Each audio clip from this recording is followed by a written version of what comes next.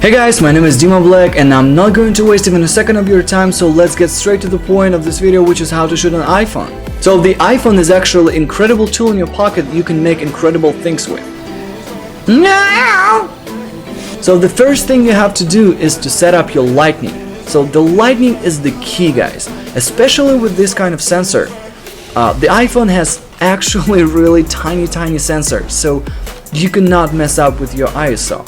And in order to keep the ISO low, you have to have a lot of light to come into the sensor. And there is a question from you guys probably, hey Dima, how can I control my ISO? My camera app on my iPhone won't let me do that. Yeah, this is actually a great question. So go to your app store on your iPhone and find the Moment app. This is an amazing app. It can actually allow you to control your ISO, your shutter speed, and your aperture, like on all professional cameras. And here's the quick tip, guys, along the way. Keep in mind that your shutter speed is supposed to be doubled of your frame rate. So if you shoot 24 frames per second, your shutter speed is supposed to be 1/50.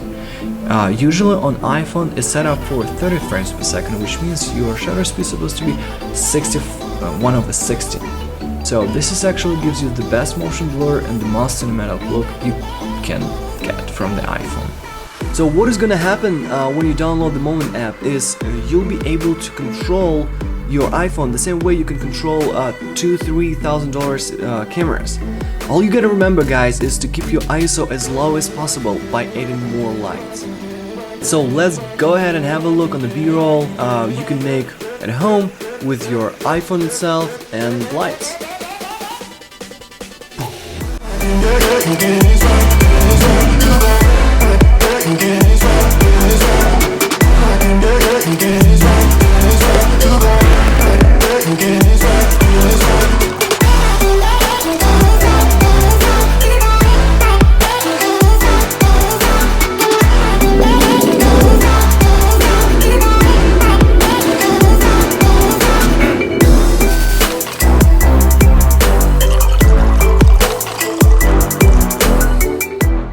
Alright guys, so wasn't so bad for iPhone B-roll, right?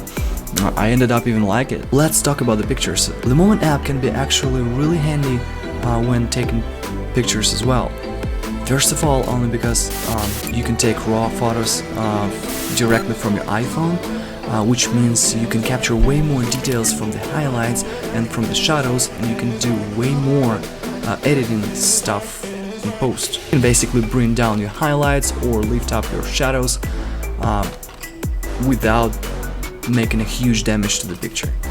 So what do we have a conclusion right now, guys? First of all, always shoot raw. You're just gonna have more information saved on your iPhone, so you'll be able to make more tweaks in post.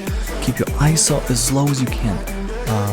To do so, you can lower your shutter speed, but in this case, put your camera on some kind of tripod or anything steady, because otherwise your picture will appear blurry. Then third, use the Lightroom to edit your pictures. Even a free version of this app will allow you to do some tweaks with your highlights, with the shadows, with the contrast, and overall exposure. I think I got it. Let me know what you think about the video. I hope you get something. I hope you'll learn something, and I will see you in the next one. Bye.